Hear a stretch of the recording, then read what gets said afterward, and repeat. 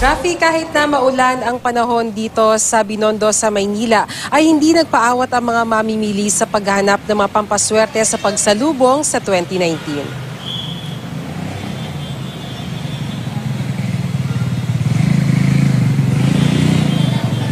Street kahit pa maulan.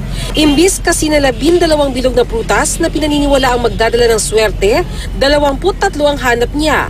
Ayon sa kanya, mas marami, mas maswerte. Si Janet Melchor naman, imbis na sa paputok, sa prutas na lang dininilaan ng budget ngayong taon.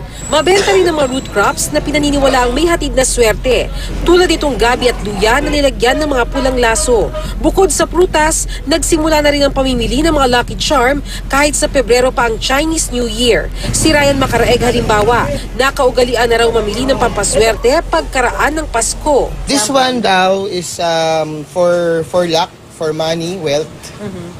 Tapos this one naman is for anti-negative. Ayon sa feng shui expert na si Johnson Chua, hindi kailangang mahal ang mga pampaswerte. Ang prosperity basket halimbawa tulad nito na nagkakahalaga ng 1,500 pesos.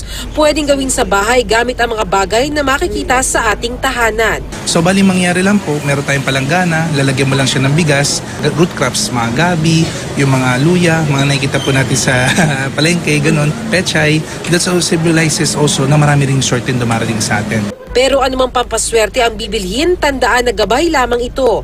Nasa tao pa rin kung paano magsisikap at magtiyaga para sa mas maginhawang pamumuhay sa 2019.